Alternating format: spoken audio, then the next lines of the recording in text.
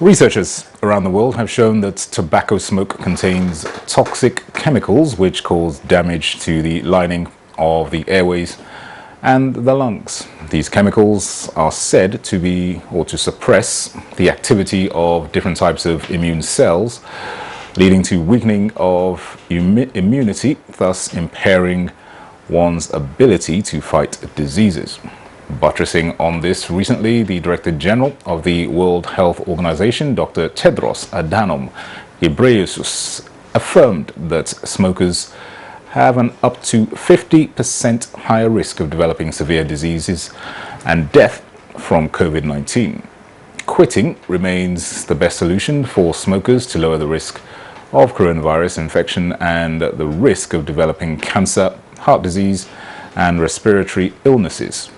Though the WHO findings suggest the COVID-19 pandemic has made nearly 60% of tobacco users around the world want to quit, only 30% of the global population are having access to quality tobacco cessation services.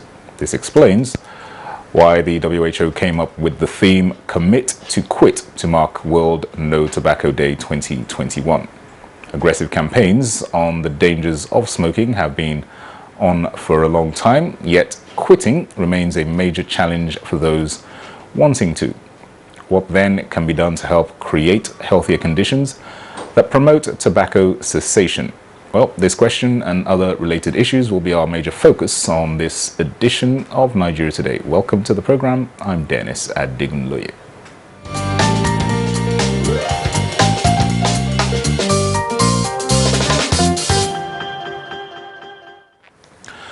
All right, with me in the studio to discuss tobacco smoking and how to commit to quitting the habit is Senior Registrar, Respiratory Unit at the National Hospital, Abuja, Dr. Dorcas Obidia Okoro. You're very welcome to Nigeria Today. Yeah, good evening, Nigerians. All right, today, World Tobacco Day is marked, and that's annually. To start with, what is the significance of this day? Okay, today marks World Tobacco Day, and this day is very important because it's channel along. It does like kind of campaign, you know, trying to stop tobacco use. Having known that tobacco is associated with so many respiratory problems, even cardiovascular problems, as well as so many cancers, the list are endless. So a day such as today is very important to talk about tobacco, to create its awareness, and also to encourage users of tobacco to cease tobacco use. So it's very important because if such awareness are being done, it will reduce, you know, the development of all these complications we are going to talk about tonight, and it will also directly or indirectly reduce morbidity and mortality among the users. Thank you. All right. We understand that smoking is a very addictive habit, and this year's theme is Commit to Quit. Just tell us more about this theme for this year. Okay. Tobacco, as we all know, tobacco is just a name to a leaf, which was originally indigenous to the Americas, but now is being planted across the globe. Okay, it has more than 70 species, but the common thing about the leaves, the common characteristic seen in all these species is that this leaf contains an addictive chemical called nicotine. Apart from nicotine, it also contains polyaromatic chemicals, which are carcinogenic. Okay, so nicotine, as we all know, is quite addictive, and when a patient takes in nicotine, all right, so it goes through the airway into the bloodstream straight to the brain, gets connected to the nicotine receptors. So when this connection is being done, a chemical known as dopamine will be released, and this dopamine gives this patient this satisfactory feeling, pleasurable feeling, and the patient feels like doing it more to have that feeling, and this leads to the development of addiction in this patient. Okay, so that is about tobacco. Then apart from the nicotine that is one of the chemicals that is being contained, it also have polyaromatic hydrocarbons, which is highly carcinogenic. Okay, so If you can break that down for yes, the layman it's to a understand. chemical that causes cancer. Okay. And we have a long list of cancer which are associated with tobacco. Okay, lung cancer, very important. Even the lips that you use in smoking, so mouth cancer is there. Throat cancer, you can imagine. So as the smoke goes down to the lungs, it causes cancer of the pancreas, cancer of the colon, prostate, cervix. You know, the list is endless. Apart from that, children that have been born from smoking parents tend to come with a low weight, a low fetal weight, and they come down with growth retardation. They have all manner of complications, which is even enough for these parents to stop smoking. Then there are so many problems associated, cardiovascular problems, apart from cancers. We have a lot of cardiovascular problems that are associated with tobacco. What tobacco does, when you take in the smoke, it's been said that it causes clotting of the blood. It makes our blood to thick. So when the blood gets thickened, it forms clots easily. And when these clots have been formed, it can move from one part of the body to the other, causing blockage of the vessels. And when any vessel is blocked, any vessel that is connected to an organ is blocked, it leads to failure of that organ. Okay, if the vessel within the brain is blocked, it causes stroke. That of the heart will cause myocardial infarction and so on. It causes atherosclerosis. So there is no disease you can mention tonight that is not directly or indirectly associated with smoking. Absolutely. There have been many campaigns over the years, both locally and internationally, on the negative impact and effects of smoking, that it has led to national policies of banning smoking in public places. How effective has this been, would you say, over the years? Oh, well, in Nigeria, I don't think that campaign is really, you know, successful in Nigeria, although efforts are still ongoing to make sure they will be able to implement it. But so far, considering the public policies, some work is still ongoing, let's put it that way. Okay, we still see people smoking around, and we know that smoking is not just, the impact of smoking is not just seen in the direct users of tobacco. Even the passive smokers, you know, they get all these complications also. So I think a lot of work has to be done. It's not enough to, you know, establish or make a policy. We have to do everything. The government has a part to play to implement it, and also to punish anybody that goes against this policy, so that we can achieve our goal. All right, at the National Hospital where you're based, the respiratory unit, is there any kind of sensitization you do for smokers in terms of how they can quit smoking and sustain it for a period of time? Yes, we do that a lot during our normal consultation in respiratory clinic. Okay. It even forms a part of, apart from the general clicking, if you are seeing a patient in the hospital outside respiratory unit, you know, you follow a particular format. And one of the steps is social history of the patient, which you have to ask about the smoking. Okay, do you smoke? You just need to ask that question. So in respiratory clinic, we ask that question a lot. Okay, trying to fish out, trying to get these smokers. And immediately we get one, we don't just let the patient go that way. We have to counsel, and there are basic steps in the counseling of this patient to make sure this patient achieve that cessation. Because it's not enough to tell the patient, stop smoking. It's not as easy as that. Because I've seen a patient even during my last clinic, you know, he came around, a young man of 41 years. He told me, doctor, I even smoked this morning. My father died of cancer. My mother died of this, lung cancer. My mother died of this. I'm afraid, I think I'm even having one. You know, I smoke a lot. And when he told me about his smoking history, I realized that he had a very high pack years of cigarette smoking, meaning it's quite significant. He said he smokes more than 2 packs in a day. Chain smoker. Yeah, more than 20 years of his life. You know, and he wants to quit. He said he wants to, but he cannot. So, like a patient like that, I really spend my time, you know, empathizing with him first of all, you know, advising him, reminding him about, because he knows so much about the impact of smoking, but he can't just stop. But I reminded him of some of the complications, and I now assisted him that since he has tried and he cannot stop, that we have a nicotine replacement therapies that could be used for him to stop the smoking. And we have a lot of them, like the ones you can even get over the counter in chemists without even prescription. We have gums, nicotine gums, lozenges, and so on, which the patient would take, and he will derive that satisfaction that he or she could have gotten on smoking. It's the same nicotine in the gum, is it? Or is it like a placebo? The nicotine? Yeah, it has nicotine. Okay. It has no.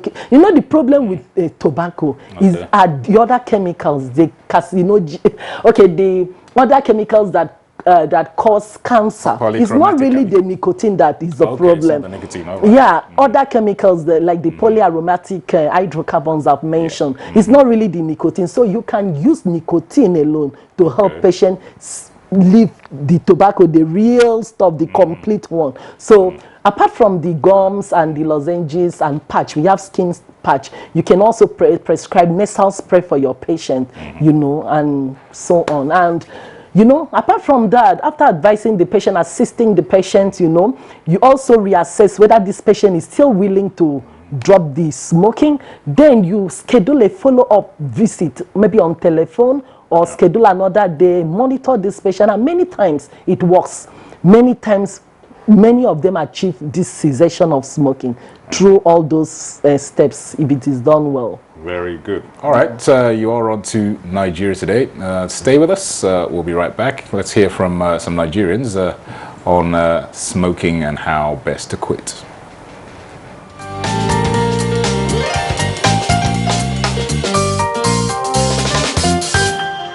Though this thing, whenever I smoke, I feel that the smoke disturbs my cost of, you know, for breathing. So there was a time I have a challenge with health, and I went to the hospital. So doctor was asking me that I should quit smoking. So I was asking myself, how can this, you know, work out for me? So I started asking and started praying. You understand? So all of a sudden, the urge of cigarette just died for me. Yes, I do have experience when I was growing up, you understand? But with time, I decided to look into it and say this is it's detrimental to my health. So what's the essence of me smoking is? Should just give up and stop it. I pray to God and God give me the grace and I stopped it. I smoked for quite a time, but I decided to quit on my own. You understand, when I sense that the people around me that are influencing me are not really doing good to me. You understand? So on a personal ground, I decided to quit. Not because somebody coerced me into doing that. I had a friend who said he want to quit, and actually he let her quit. And that time I normally advise him that if you take like 3 sticks or 4 sticks in a day, reduce it to 1. Gradually you can stop it. And he did. And now I don't think he's smoking again. Smokers, they will start by way of always licking sweet or tom-tom or something gradually, because this habit is being formed over time. So for them to just quit, they have to take it gradually. And 2, there are some environments you find yourself that actually encourages smoking. As a result of that, they will withdraw themselves from such gathering or such association. So that is another way of making sure that they quit smoking finally.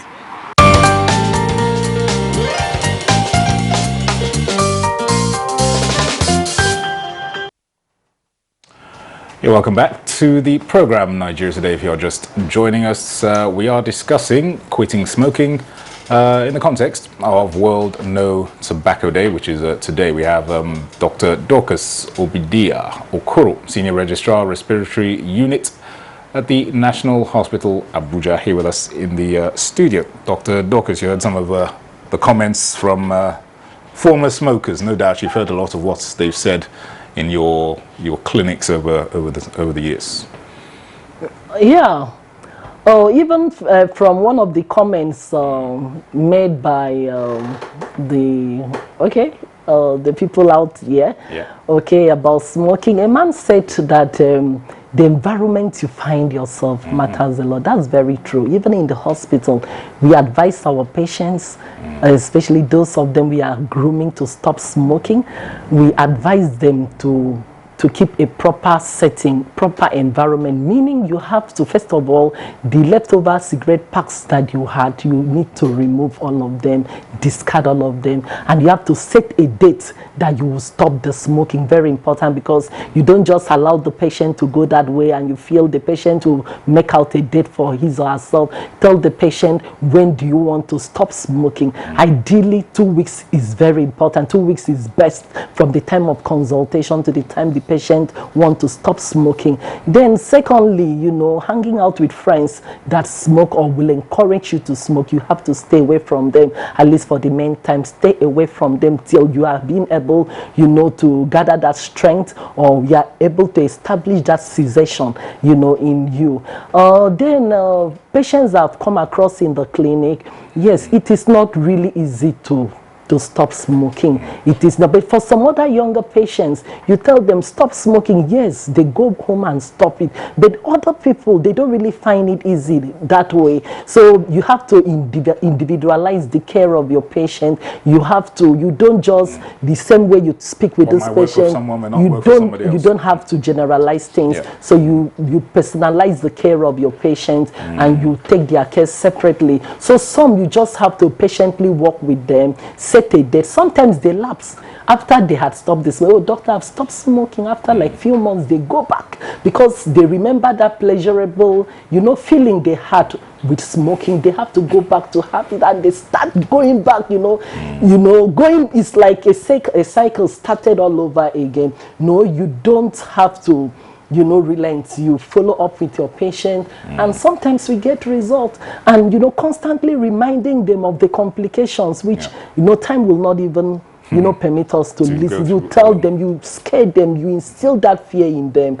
You know, it helps. And another thing, policy, you mentioned, rightly mentioned policy. Yes, it can be done. I know government, even within Nigeria, we have a lot of policies, you know, to stop smoking or to reduce the rate of smoking, you know, but we are not really achieving it because the implementation of this policy is poor. You know, the monitoring process is poor. So if government can look in that direction, maybe increasing the taxes for smoking, you know, attach something that will be inconvenient for the patient financially, especially during this time, I think we will be able to achieve results. Sure. And the WHO, World Health Organization, said that since COVID-19 came about, a lot of smokers have been willing to quit the habit, but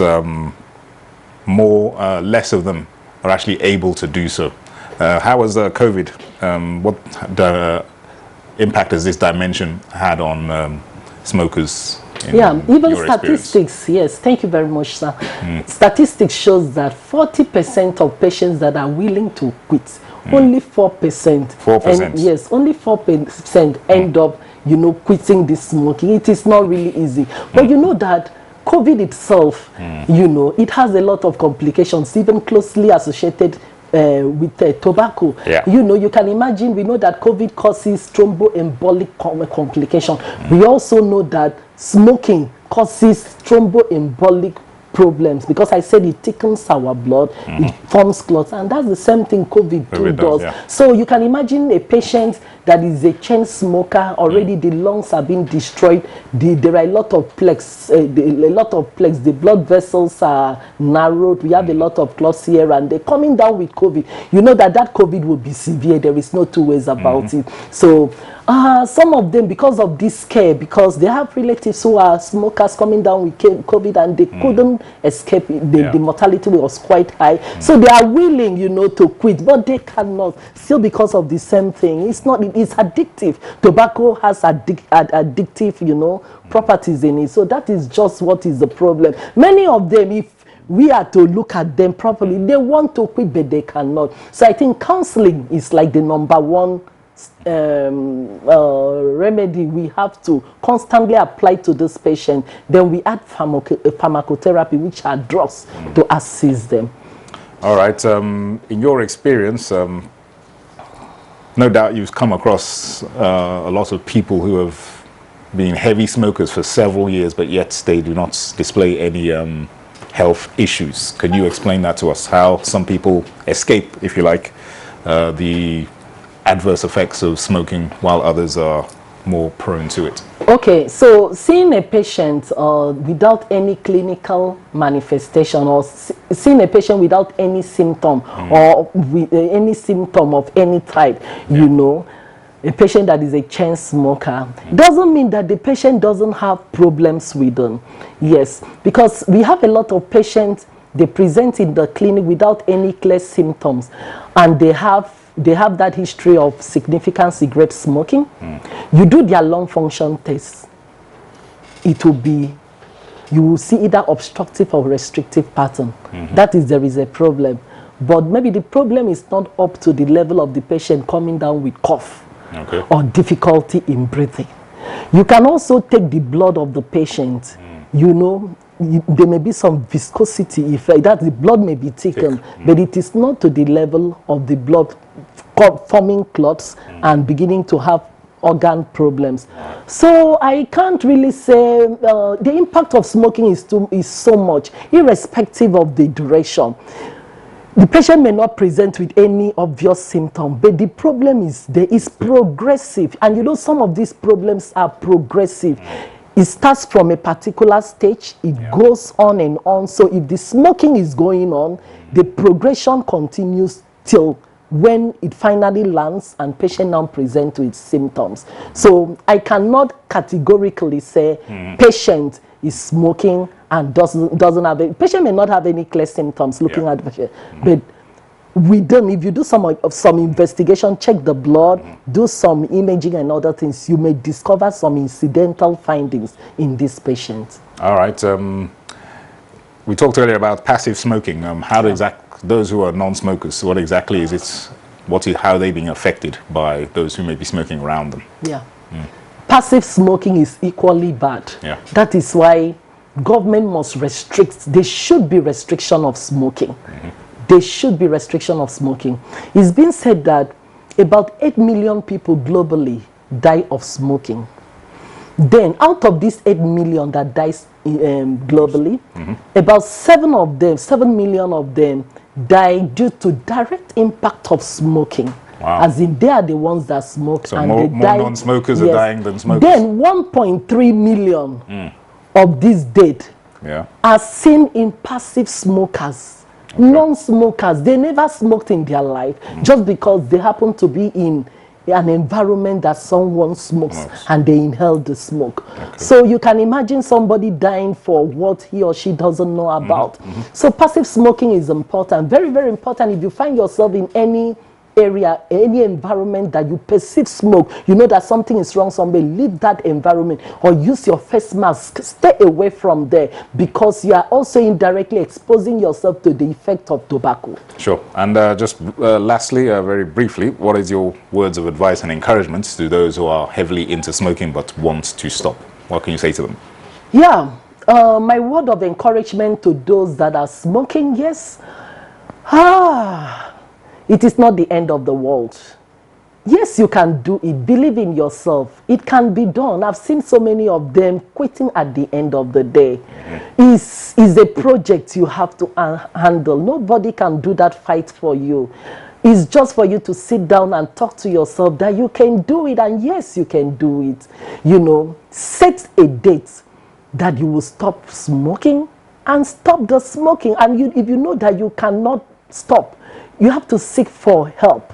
Go to any good hospital with a respiratory unit, present your case, because we have different options that we can give to you to help you stop smoking. I've mentioned nicotine replacement therapy for those that cannot quit smoking. It is available, and it helps to, you know, increase the chances of patients stopping smoking. Yes, it increases by 2, which is good. So those options will be offered to you, Sure. and you will stop quitting. And you will quit smoking. And when you quit smoking, yes, it's like a way of running away from problem. Early date, which is associated with smoking, Definitely. complications, and so on. Sure. Thank you so much. All right, Dr. Dorcas Ubidia Okoro.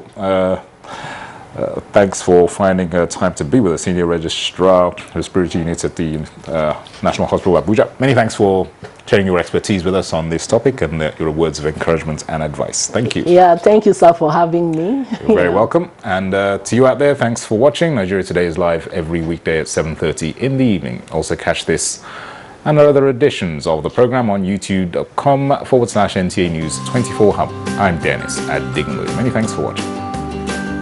Thank you much. Thank you.